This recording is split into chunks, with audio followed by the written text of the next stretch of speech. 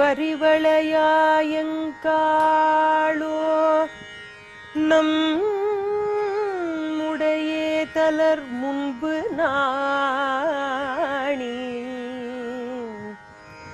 நுங்கட்குயானொன்றுரைக்கும் மாற்றம் நோக்குகின்றேன் எங்கும் காணமாட்டேன். சங்கம் சரிந்தன சாயிழந்தேன் தடமுலை பொன்னிறமாய் தளர்ந்தேன். வெங்கண் பறவையின் பாகனின்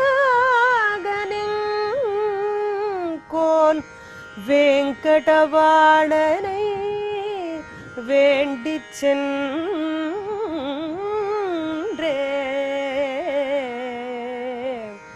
ஆழ்வார் திருவடிகளே சரணம்.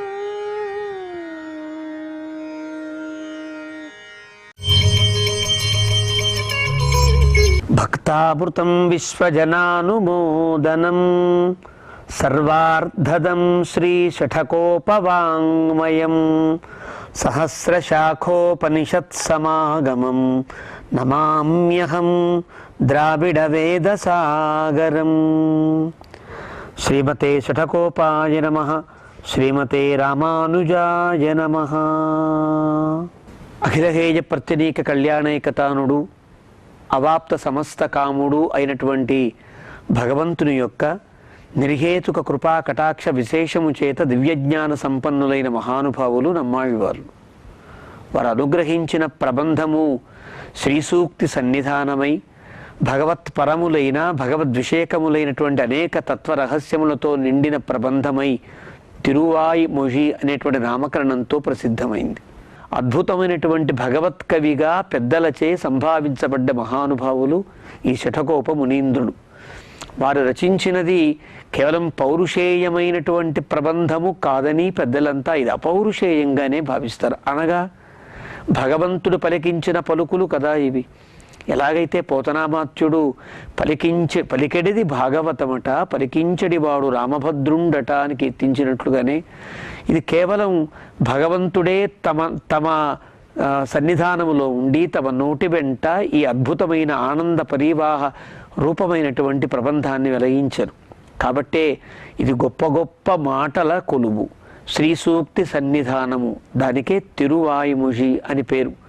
ఇది పూర్తిగా భగవద్విషయం కావడం చేత ఇందులో ఎలాంటి అసత్కీర్తన కానీ అన్యకీర్తన కానీ అన్యథా కీర్తన కానీ లేకుండా కేవలం భగవంతుని యొక్క స్వరూప స్వభావ గుణ విభూతులన్నింటినీ కూడా అద్భుతంగా ప్రకటించిన ప్రబంధం కావడం చేత దీనిని మన పెద్దలంతా భగవద్విషయము, దీని యొక్క వ్యాఖ్యానానికి భగవద్విషయము అని పేరు పెట్టారు.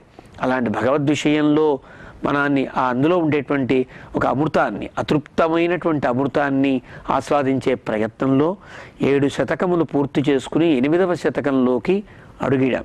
8వ శతకంలో కూడా మొదటి దశకంలో భగవంతుని యొక్క ప్రాపక స్వరూపాన్ని, భగవంతుడే ప్రాపకుడు, ఒక జీవిని తన వద్దకు తాను చేర్చుకునేటువంటి గొప్ప అద్భుతమైనటువంటి కృపా కటాక్ష కలిగిన వాడు భగవంతుడు తప్ప మన యొక్క ప్రయత్నము వల్ల భగవంతుడు పొందపడేవాడు కాడని స్పష్టం చేస్తూ గత దశకంలో ప్రాపక స్వరూపాన్ని, ప్రాపక వైభవాన్ని చెప్పడం జరిగింది. ఈ పాసురంలో ఈ దశకంలో మనకి ప్రాప్య వైభవాన్ని ప్రకటించడం జరుగుతోంది. గత దశకంలో తోళ్గళై ఆరత్తళువి ఎన్నుయిరై ఆరవిలై అరవిలై సేధనన్ సోధి అని అంటారు. చేతులారా భగవంతుని కౌగిలించుకుని ఆ భగవంతుని యొక్క కృపకు పాత్రులై ఆయన యందు తన ఆత్మను సమర్పించడం, ఓ గొప్ప తేజస్వరూపుడా, నన్ను నేను నీ పాదారవిందముల యందు సమర్పించుకుంటున్నాను అనే ఒక ఆత్మ నివేదన భక్తికి తార్కాణంగా, అది అలాంటి ఒక గొప్ప ఫలాన్ని లభింపజేయడానికి కూడా భగవంతుని యొక్క కృపా విశేషమే కారణంగా గత దశకంలో చెప్పారు. ఈ దశకమంతా కూడా ప్రాప్య ప్రధానమైనటువంటి దశకం. ఇందులో భగవంతుని చేరాలి అంటే, భగవంతుని యొక్క దివ్యానుగ్రహం పొందాలి అంటే మనం ప్రాప్య విరోధులైన కొన్నింటిని విడవవలసి ఉంటుంది. వాటిని సవాసనగా విడవాలి. ఏదో పైకి విడిచి మళ్ళీ పట్టుకునేటువంటి స్థితి కాకుండా సవాసనగా అంటే మళ్ళీ అవి జ్ఞప్తికి రానంత విధంగా వాటిని విడిచిపెట్టాలి. ఆ విడిచిపెట్టే విధానాన్ని ఈ దశకంలో మనకి నమ్మాళ్వార్లు అనుగ్రహిస్తున్నారు. ముందుగా పాశురాన్ని అనుసంధానం చేసుకుందాం. నంగళ్ వరివళై ఆయంగాళో நம்முடை ஏதலர் முன்னு நாணி நுங்கட்குயா நொன்னுரை கும்மாத்தம் நோக்குகின்னே நெங்கும் காணமாட்டேன் செங்கும் செறிந்தன சாயிஜந்தேன் தடமுலை பொன்னிறமாய்த் தளர்ந்தேன் வெங்கண் பறவையன் பாகனிம் கோன் வேங்கடவாணனை வேண்டிச் சென்றே. తిరుమల సప్తగిరులపై వేంచేసి ఉన్న వెంకటేశ్వర స్వామిని సేవించడం కదా జీవికి అత్యంత ప్రధానమైనటువంటి ఒక స్థితి అంటూ ఈ దశకంలో వెంకటేశ్వర స్వామి యొక్క సన్నిధిని, వారి శ్రీపాద సమాశ్రయణాన్ని అదే ప్రాప్యంగా ఈ దశకంలో చెప్తున్నారు. ఆళ్వారు నాయిక, నమ్మాళ్వారులు తాము ఒక నాయికావస్థను పొంది, తాము ఒక చెలికత్తెగా కాదు, భగవంతుని ప్రేయసిగా తాము మారి, ఆ భగవంతుని ప్రేయసిగా ఉండేటువంటి స్థితిని తాము అనుభవిస్తూ అందులో తాదాత్మ్యాన్ని పొంది పలుకుతున్న పలుకులివి. కాబట్టి చాలా మార్ధవములైన పలుకులతో ఉంటుంది. ఒక ప్రేయసి గనక ఒక ప్రియుడిని కోరుకుని ఆ ప్రియుడికి సంకేతాన్ని అందిస్తుంది. ఆ సమయానికి ఆ ప్రియుడు వచ్చి ప్రేయసి యొక్క ఆనందాన్ని ఇవ్వవలసి ఉంటుంది. వారిద్దరూ కలిసే సమాగమానికి ప్రేయసి చెప్పినా కనుక ప్రియుడు ఆలస్యం చేస్తే, ప్రియుడు రాకపోతే, ప్రియుని మీద ఉండేటువంటి వ్యామోహంతో లేదా ప్రియుని మీద ఉండే ప్రేమతో ఒక ప్రేయసి తనకు తానే బయలుదేరి ప్రియుడి దగ్గరికి వెళ్ళేటువంటి ఘట్టాన్ని, అలాంటి నాయికను కావ్యములన్నీ కూడా అభిసారిక అని పిలుస్తాయి. అభిసారిక అంటే కామార్త అభిసరేత్ కామం సారయేద్వా అభిసారిక అని లక్షణం చెబుతోంది. అంటే ఒక ప్రియుని యొక్క, తనకు ప్రియుడు భగవంతుడే కదా, భగవంతుడే తనకు నాయకుడు, తాను ఒక ప్రేయసి, ఆత్మ అనే ప్రేయసి. ఈ ప్రేయసి భగవంతుని యొక్క పొందునే కోరుకుంటోంది, భగవంతుని ఒడిలో చేరాలని కోరుకుంటోంది. కాబట్టి ఆ భగవంతుడు ఎప్పటికీ రాకపోతే ఆ భగవంతుడి దగ్గరకు తానే వెళ్ళాలని ప్రయత్నం చేసి, గుమ్మం దాటి ఒక ధైర్యం చేసి, లోకంలో ఏ నింద మోపినా పర్వాలేదు నేను ఆయన సన్నిధికే వెళతానని వెళ్ళే ఒక నాయికావస్థకి అభిసారికావస్థ అని పేరు. అలా అభిసారికగా నమ్మాళ్వారు నాయిక బయలుదేరుతోంది. నంగళ్ వరివళై ఆయంగాళో, బయలుదేరితే చెలికత్తెలంతా ఊరుకుంటారా? తల్లి చెలి వీళ్ళంతా ఉంటారు కదా. ఇది తప్పమ్మా, ఇది మన పరువు ప్రతిష్టలకు సంబంధించినది కాదు, ఇది స్వరూపానికి హానికరము, ఇలా వెళ్ళరాదని ఎంతో బలవంతం చేసి ఆపే ప్రయత్నము చేస్తారు. అభిసారత్వము అంటే అలా తనకు తానే ఎదురుగా ప్రియుని కోసం వెళ్ళుట అనేది స్త్రీత్వానికి ఒక కళంకాన్ని ఏర్పరుస్తుంది అని ఆ చుట్టూ ఉండే వాళ్ళందరి యొక్క అభిప్రాయం. అందమైన కంకణములు కల మా చెలికెత్తెరారా అని పిలుస్తుంది. నంగణ్ వరివళై ఆయంగాళో, నేను చూడండి ఎలా ఉన్నాను, నేను ప్రియునికి ఎడబాసి భగవంతునికి దూరమై ఆ భగవద్విరహంతో ఉన్నటువంటి నా శరీరం అంతా చిక్కి శల్యమైపోతే నా చేతుల్లోకి ఉండే గాజులన్నీ కూడా వదులై జారిపోయి కింద పడిపోయాయి. గాజులు లేని చేతులతో నేనున్నా, మీరంతా చాలా చక్కటి కంకణములు ధరించి నిండైన కంకణములతో మీరు సుఖంగా ఉన్నారు కదా. అలాంటి వారు మీరు నన్ను ఆపుడు తగునా అన్నట్లుగా నంగళ్ వరివళై ఆయంగాళో நம்முடை ఏదలర్ మున్ను నాణి. நம்மుడై మన యొక్క ఏదలర్ అంటే శత్రు స్వరూపులు అయినటువంటి తల్లులు, తల్లుల్ని శత్రువులుగా భావించవచ్చునా అంటే అర్థం ఈ సమయంలో కనుక ప్రియునితో కలవాలనేటువంటి తన యొక్క అభిప్రాయాన్ని, హార్దమైన అభిప్రాయాన్ని ఒక ప్రేయసి ఒక చెలికత్తెలతో పంచుకున్నంత ఒక చనువుగా తల్లితో పంచుకోలేదు కదా. ఆ సమయంలో తల్లులు ఎలా ఉండాలి? హితాన్ని చెప్పేటట్లుగా ఉండకూడదు, ప్రియాన్ని చెప్పేటట్టుగా ఉండాలి. ప్రియము హితము రెండు ఉన్నాయి. హితం అంటే ఇప్పుడు మనకి కష్టం అనిపించినా, ఇప్పుడు మనకు ఇష్టం లేకపోయినా మనకి శ్రేయస్సును కలిగించేది హితం. హితాన్ని చెప్పేవాడు తండ్రి. తల్లి ప్రియం. ఆ అమ్మాయికి లేదా ఆ పిల్లవానికి ఏది ఇష్టమో ఆ ఇష్టాన్ని తాను తీరుస్తుంది.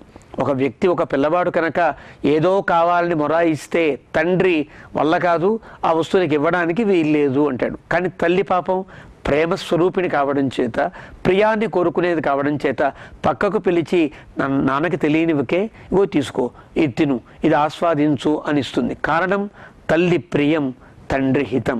తాత్కాలికమైన ప్రియాన్ని, పిల్లవాని యొక్క ఇష్టాన్ని లేక పిల్ల యొక్క ఇష్టాన్నే కోరుకుంటుంది తల్లి. తండ్రి భవిష్యత్తుకు సంబంధించిన హితాన్ని కోరుకుంటాడు. కాబట్టి హితః పిత, హితం పిత, ప్రియం మాత అంటారు శాస్త్రంలో. ఈ రెండు స్వరూపాలైతే ఇక్కడ తల్లి హితాన్ని చెప్పడం ప్రారంభించింది, తన ప్రియాన్ని చూడడంలా. తన ప్రియాన్ని కాకుండా తను చెప్పేటువంటి తల్లులు కొంచెం ఆ సమయంలో శత్రుత్వంలాగా కనిపిస్తారు కదా. అలాగా నమ్ముడై ఏదలర్ మున్ను నాని, తల్లులకి చెప్పేటువంటి స్థితిలో లేను. నుంగొట్కు యాన్ ఒండ్రురై కుమ్మాత్తం, మీకు మాత్రం ఒక మాట చెప్పదలుచుకున్నా చెలికత్తెలేరా. నోక్కుగిన్నే నెంగుం కాణమాట్టేన్, నోక్కుగిన్నేన్ నీకేదో చెప్పాలని తలంచుచున్నా కానీ ఏది చెప్పలేకపోతున్నా. కారణం ఎలా చెప్పాలో తెలియడంలా. ఇది ఆ ప్రాపకుడైనటువంటి పరమాత్మ తెలిసిన తర్వాత ప్రాప్యమేదో తనకి తెలిసింది కాబట్టి ఆ ప్రాప్యానికి విరోధులైన వాటిని విడిచిపెట్టడం కోసం ఒక స్థిరమైన అభిప్రాయం కలిగిన ఆవిడై ఉంది. కాబట్టి ఇంతకాలము తనను పొందడానికి తానే ప్రాపకుడై తానే ప్రాప్యమైనప్పుడు ఇంతకాలం తన వద్దకు రాలేదు అంటే ఆయన తప్పెలా అవుతుంది? మన దగ్గరే ఏదో దోషం ఉండి ఉంటుంది. మమైవ దుష్కృతం కించిత్ మహదస్తి న సంశయ. సీతమ్మ తల్లి హనుమంతుడితో సుందరకాండలో ఉంటుంది. ఏదో నేను పెద్ద తప్పో చిన్న తప్పో ఏదో చేసి ఉంటా కాబట్టే కదా రామచంద్రమూర్తి ఇంకా నా మీద దయచూపి నన్ను ఈ చెర నుండి విడిపించే ప్రయత్నం చేయడం లేదని సీతమ్మ చెప్తుంది. అంత సీతమ్మ తల్లే నేనేదో పాపం చేసి ఉంటాను అంటుంది. ఏదో చేయకపోతే భగవంతుని కృపకి ఇంత ఆలస్యం కాదు కదా, ఇంత విడంబనం కాదు కదా అని, విళంబనం కాదు కదా అని తలుస్తుంది. భరతుడు కూడా నచాపి దోషః నచాపి మాతుః నరదేవ పత్న్యాః నచాపి రాజ్ఞో నచ మంధరాయాః మత్పాపమేవాత్ర నిమిత్తమాసీత్ వనప్రవేశే రఘునందనస్య. రాముడు అడవికి వెళ్ళడానికి కారణం ఎవరు? తండ్రి గారా? కానే కాదు. పోని చిన్న తల్లి పిన్నమ్మైనటువంటి కైకేయ్య ఆవిడ కాదు. పోని మందరా? కానే కాదు. ఎవరు కారణం? నా పాపమే కారణం. నా కోసం కదా మా అమ్మ రాజ్యాన్ని కోరుకుంది. రాజ్యాన్ని కోరుకోవడం వల్ల కదా రాముడికి వనవాసం ఏర్పడుతోంది. అంటే ఈ పాపమంతా నాది అని భరతుడు ఉదాత్తంగా తాను భావించినట్లుగా, అంటే రామచంద్రమూర్తి యొక్క వనవాసమునకు తానే ప్రధానమైన కారకుడై తన మీద తాను ఆ దోషాన్ని ఆరోపించుకున్నట్లుగానే, ఆరోపించుకోవడం కాదు, ఇక్కడ నాయిక మాత్రం నా దోషమే ఏదో ఉండి ఉంటుంది కాబట్టే భగవంతుడు నాకు ఇంకా నన్ను చేరదీసి తన సన్నిధికి చేర్చుకోవట్లేదు అంటూ తానే బయలుదేరుతోంది. కాబట్టి బయలుదేరే సమయంలో అడ్డుపడే చెలికత్తెలతో తాను మాట్లాడే మాటలు మీరు చూసారా? శంగుం శరిందన షాయిజందేన్, నా గాజులన్నీ జారిపోయాయి. అంటే చిక్కిపోయాను అని చెప్పడం. చిక్కిపోయిన శరీరం దేనివల్ల ఏర్పడుతుంది? ఒక ఇష్టాన్ని కోరుకున్నప్పుడు, ఇష్టం తనకు దక్కనప్పుడు, ఆ ఇష్టానికి తాను దక్కుతుందో దక్కదో అనుకున్నప్పుడు కదా శరీరము చిక్కి శల్యమవుతుంది. అంటే శరీరం ఎప్పుడైతే చిక్కిందో, చేతులు సన్నబడ్డాయో, గాజులన్నీ జారిపోయాయి, మీరు గమనించట్లేదా అంటుంది. షాయ్ ఇజందేన్, చూసారా నా అందమంతా కోల్పోయా. ఎంత అందంగా ఉండేదాన్ని, కానీ భగవద్ విరహం వల్ల నా అందమంతా కోల్పోయాను. తడములై పొన్నిరమాయ్, నా యొక్క శరీర అంగములన్నీ, శృంగారమునకు సంబంధించిన అంగములన్నీ కూడా ఎలా వ్రాలిపోయాయో, ఎలాగా అవి వైవర్ణ్యములైపోయాయో చూశారా అంటుంది. సిగ్గు విడిచి తన చెలికెత్తెలతో రహస్య బర్మసఖులతో మాట్లాడే మాటల వలె ఉంటాయి. అంటే భగవంతుడి యొక్క విరహం వల్ల నా శరీరము, నా యొక్క అందము, నా యొక్క అందములైనటువంటి అంగములన్నీ కూడా ఆయన కోసం పరితపిస్తున్నాయి కదా అని అంటారు. దీన్ని ఒక లక్షణ గ్రంథాన్ని స్వీకరించి, లక్షణ గ్రంథంలో మనకి చెప్తారు, ఒక అభిసారిక స్థితికి, విరహోత్కంఠితగా ఉండేటువంటి స్థితికి ఖేదము, అశ్రు, వైవర్ణ్యము ఇవన్నీ కూడా ఆ స్థితిలో అలా ఉంటాయి. అంటే ఆభరణాలేమీ లేకపోవడం, ఆభరణాలన్నీ వదిలిపెట్టేయడం, ముఖం వివరణమై పాలిపోయినట్లుగా అయిపోవడం, తన యొక్క అంగములన్నీ చిక్కి శల్యమైపోవడం, అందము లేకుండా ఉండడం, అదే పనిగా ఆలపిస్తూ ఉండడం, ఇవన్నీ సాగుతూ ఉంటాయి కదా. అలాంటి స్థితిలో నేనున్న తడములై పొన్నిరమాయి తడరందేన్ వెంగన్ పరవయిన్ పాగన్ నింకోన్. ఆయనలా ఉన్నాడు. మంచి క్రూర దృష్టి కలిగిన గరుత్మంతుని అధిరోహించి వస్తాడు. గరుత్మంతుని పాపం తిట్టడం దేనికండి? క్రూర దృష్టి అని అంటారు. అంటే మన వాళ్ళు సాధారణంగా అంటారే దిష్టి చూపండి, లేదా క్రూరమైన చూపండి, విషపు చూపులు చూస్తాడండి అంటారే. విషపు సర్పముల యొక్క, విషనాగుల యొక్క ఆ విషములన్నీ తీర్చే గరుత్మంతుడి యొక్క దృష్టి ఈ నాయికకి విషం దృష్టిలా కనిపించింది, అంటే క్రూర దృష్టిలా కనిపించింది. కారణం, ఎప్పుడెప్పుడు భగవంతుడు తనతో సన్నిధానం చేసి ఉంటాడు, ఎప్పుడెప్పుడు తాను భగవంతుడి యొక్క ఒడిలో ఉంటుందో అప్పుడప్పుడల్లా ఈయన వచ్చి గరుత్మంతుడు, అయ్యా టైం అయిపోయిందండి వెళ్ళిపోవాలి వైకుంఠానికి అన్నట్లుగా తన నుండి, నా నుండి గరుత్మంతుడు ఎప్పుడు తీసుకుని వెళ్ళిపోతూ ఉంటాడు కదా. నా నుండి దూరము చేసేవాడు, భగవంతుడికి వాహనమైన వాడు గరుత్మంతుడు. కాబట్టి చూసారా, గరుత్మంతుడు క్రూర దృష్టి కలిగిన వాడు, నాతో భగవంతుడు కనుక కలిసి ఉంటే చూడలేని చుప్పనాతి దృష్టి కలిగిన వాడు అన్నట్లుగా వెంగన్ పరవయిన్ పెంకో పాగనింకోవేన్ అని అంటారు. అలాంటి గరుత్మంతుడు క్రూర దృష్టి కలిగిన వాడు. ఎలాగైతే గోపికలు అక్రూరుణ్ణి క్రూర హృదయ అనుకున్నారో అదేవిధంగా అలాంటి క్రూర దృష్టి కలిగినటువంటి గరుత్మంతుని ఎక్కినటువంటి ఆ వెంకటేశ్వర స్వామిని సేవిస్తే కదా నా యొక్క తాపం తీరుతుంది అంటూ గోపిక నాయిక ఈ పాసురంలో తమ యొక్క దీన్ని బాధని వెళ్ళబుచ్చుతూ ఈ పాసురాన్ని చెప్పింది. ఆళ్వార్ తిరువడిగళే శరణం. நங்கள் வரிவளையாயங்காளோ நம் உடையே தலர் முன்பு நாணி நுங்கட்குயானொன்றுரைக்கும் மாற்றம் நோக்குகின்றேன் எங்கும் காணமாட்டேன். சங்கம் சரிந்தன சாயிழந்தேன், தடமுலை பொன்னிறமாய் தளர்ந்தேன். வெங்கண் பறவையின் பாகனின்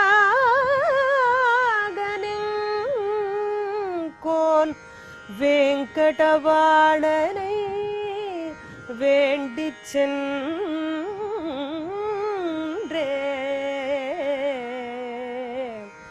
ஆழ்வார் திருவடிகளே சரணம்.